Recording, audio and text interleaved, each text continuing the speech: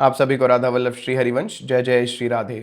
तो आज के सत्र में हम ये जानने की कोशिश करेंगे कि नाम जप करते समय 5 तरह के कौन से विघ्न हमारे सामने आते हैं और उन विघ्नों को, उन दिक्कतों को हम कैसे दूर कर सकते हैं। इसी विषय में सद्गुरुदेव भगवान क्या बोलते हैं, उसी चीज़ पे हम लोग चर्चा करेंगे। तो गुरुदेव की वाणी को अवलंब बना के आज की चर्चा शुरू करते हैं।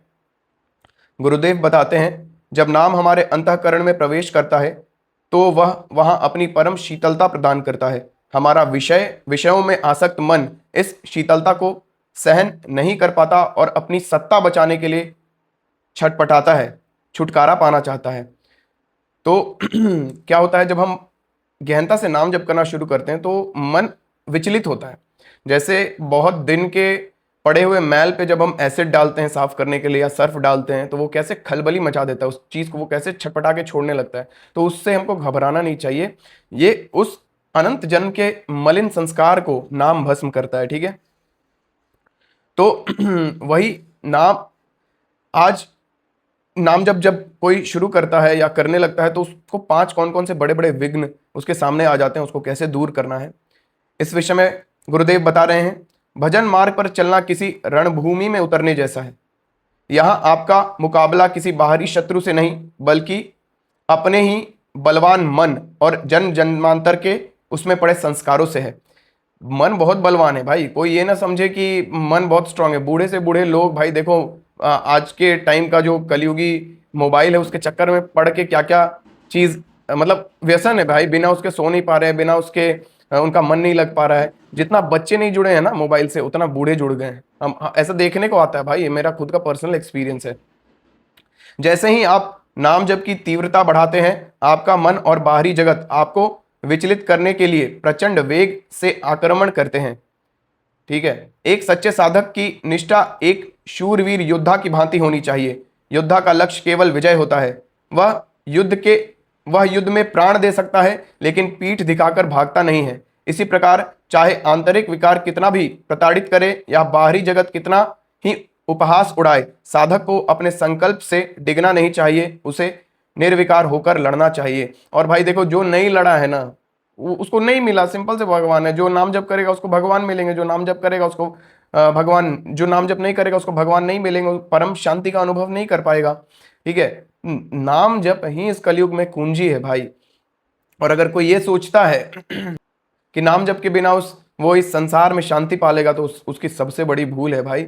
और सहत सहत बाढ़े भक्ति भाई, जब हम नाम जप करते हैं तो विकार जो है, अनंत जन्म के जो मलिन संस्कार हमारे मन पे पड़े हुए हैं वो अपना प्रभाव तो दिखाएंगे ही ना। तो उस चीज उतना तो सहना पड़ेगा भाई। और क्या करना है हमको, और हमको साधना के नाम पे करना क्या, यही तो करना है भाई। कोई हमको तपस्या करने के लिए हिमालय पे जाने के लिए बोला जा रहा है, नहीं ना। कोई तपस्या करने के लिए उपवास रखने के लिए बोला जा रहा है, नहीं ना। खाना पीना खाओ, खूब नाम जप करो, खूब सत्संग करो। नाम जप करते समय जो प्रबल संस्कार अपना वेग आपके सामने पटकते हैं कि अब उठ जा, अब इधर, अब छोड़ दे, बहुत कर लिया नाम जप, इधर उधर मन लेके जाता, उसको सहो, उसको बार बार भगवान में लगाने का प्रयास करो। बस यही तो साधना है। और क्या करने बोला जा रहा है, इसमें कौन सा पैसा लग रहा है, बस एफर्ट तो लग रहा है थोड़ा सा, और समय अगर नाम जप में नहीं देंगे तो संसार की फालतू चीजों में देंगे और अपना बुद्धि, मन, शरीर, टाइम, पैसा सब खर्चा करेंगे, सब बर्बाद करेंगे। ठीक है, तो साधक को यह समझना होगा कि भजन बढ़ने पर व्यवहार में मिलने वाली प्रतिकूलता, अपमान, निंदा या दुख वास्तव में ईश्वरीय कृपा का ही एक रूप है भाई। देखो भाई, भजन मार्ग में ना यहाँ उल्टा नदी बहता है। यहाँ जो संसार में सब चाहता है कि शांति मिले, सुख मिले, कोई जीवन में दुख ना आए, लेकिन जो भजनानंदी होता है ना, जो सच में साधक होता है ना, वो तो भगवान से दुख मांगता है। क्योंकि कबीरदास क्या बोल रहे हैं, सुख के माथे सिल पड़े जो नाम हृदय से जाए, बलिहारी उस दुख के जो पल पर नाम रटाए। ठीक है, तो अपमान, निंदा, दुख जो आता है साधक के जीवन में वो उसको आगे बढ़ाने वाला है ना। तो ये हमको आगे बढ़ाने वाला है, ये हमको मजबूत बनाने वाला है, ये हमको नाम में प्रीति, भगवान में विश्वास कराने वाला है। तो क्यों ना दुख को मांगे कोई साधक, है ना। हमने इस असत्य संसार को सत्य मान रखा है। नाम जब हमारी उस झूठी धारणा पर प्रहार कर हमें असलियत दिखाता है, रियलिटी चेक कराता है। जब संसार हमारा तिरस्कार करता है तो हमारे भीतर जगत के प्रति उदासीनता और त्याग का भाव जन्म लेता है। सोच रहे हो, जब जगत हमारा उपहास करेगा, मजाक बनाएगा, अपने घर के लिए लोग ही आपके भजन को सीरियस नहीं लेंगे, भगवान के शास्त्रों को, भगवान के नियम कानून को, भगवान के भजन को, नाम जप को सीरियस नहीं लेंगे, तो आपको लगेगा यार इतना बड़ा चीज हम इन लोग को बता रहे हैं फिर भी इन लोग को समझ नहीं आ रहा है। तब आपको खुद ही संसार से उदासीनता होने लगेगा, संसार आपके दिमाग से, मन से छूटने लगेगा, ठीक है ना। और ये बहुत जरूरी है भजन में आगे बढ़ने के लिए कि संसार छूटे। जब संसार हमारा तिरस्कार करता है तो हमारे भीतर जगत के प्रति उदासीनता और त्याग का भाव जन्म लेता है, जो प्रेम की प्राप्ति के लिए अत्यंत अनिवार्य है। अनुकूलता या सम्मान परमार्थ के लिए भीषण विष के समान है। यह अहंकार को पुष्ट करता है और हमें साधना से गिरा देता है। इसके विपरीत अपमान वह अमृत है। अमृत है भाई, अमृत। हम लोग जैसे पापियों के लिए ना ये सब जो हम पढ़ रहे हैं ना गुरुदेव की वाणी, भाई ये भी अमृत के ही समान है। और सोचो कितना गूढ़ ज्ञान हमको मिल जाता है, लेकिन हम लोग पापी जीव, हम अपने को गिन रहे हैं भाई। आप लोग शायद पापी ना हो उतना जितना हम हैं। अपमान वह अमृत है जो अहंकार का मार्जन करता है, ठीक है। अपमान वह अमृत है जो अहंकार का मार्जन करता है। भाई अहंकारी लोग, हमारे जैसे, मेरे जैसे अहंकारी लोग से भजन नहीं हो सकता भाई। यदि आप कटु वचन, भूख प्यास और अपमान सहना नहीं सीख सकते तो आप कभी निरंतर भजन कर ही नहीं पाएंगे। और जब तक निरंतर भजन नहीं करेंगे इस दुख रूपी संसार से छूट नहीं पाएंगे, दुख से छूट नहीं पाएंगे। अत्यंत दुख है भाई, कितना दुख है यार, क्या बोलें भाई। भजन में कितना आनंद है, कितना मजा है, हम आपको क्या बताएं, ठीक है। नाम की सामर्थ्य का प्रमाण श्री चैतन्य महाप्रभु के परिकर श्री हरिदास जी के जीवन से मिलता है। क्या हुआ था उनके जीवन में? एक वैश्या उन्हें अपने मार्ग से च्युत, मतलब अपने मार्ग से भटकाने के लिए कुत्सित विचार लेकर आई थी। वह अत्यंत रूपवती थी और श्रृंगार करके उन्हें रिझाने बैठी।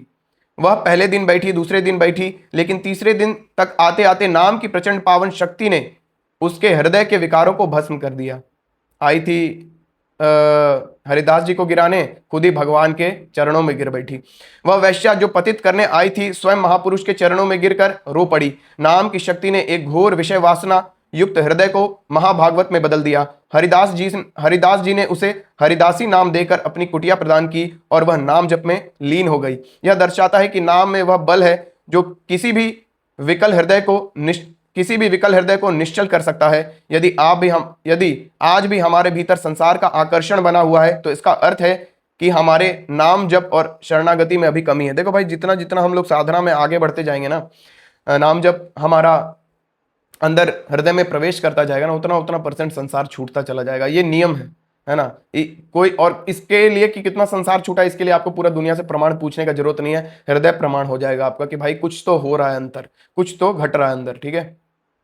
भजन मार्ग की सबसे सूक्ष्म और घातक बाधा है भजन करना सरल है, भजन को बचाना कठिन है और भजन को पचाना अत्यधिक कठिन है, ठीक है। भजन पचाने का अर्थ है हृदय में अति दीनता का आना।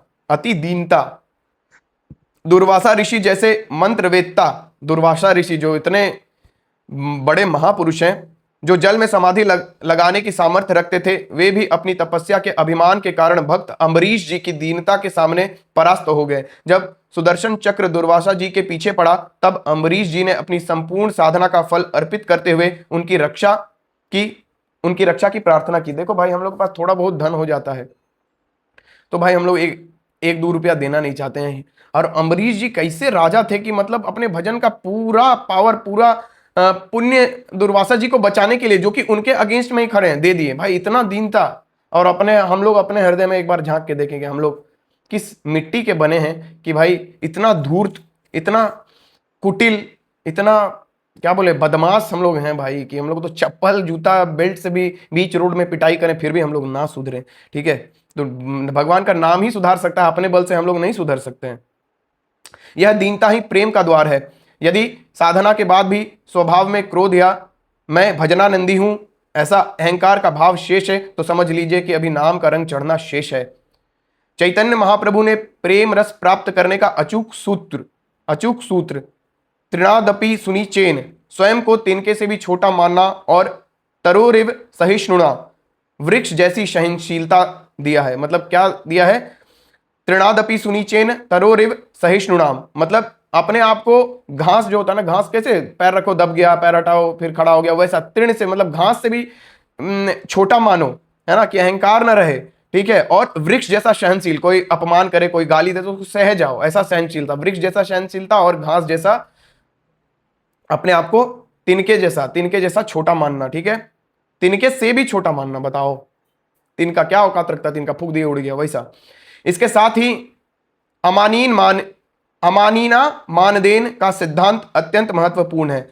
अमानीना मानदेन अर्थात स्वयं सम्मान की इच्छा न करना और दूसरों को मान देना। अक्सर साधकों में सूक्ष्म मान की इच्छा होती है, हम लोग जैसा आदमी लोग के लिए बोला जा रहा है, अक्सर साधकों में सूक्ष्म मान की इच्छा होती है।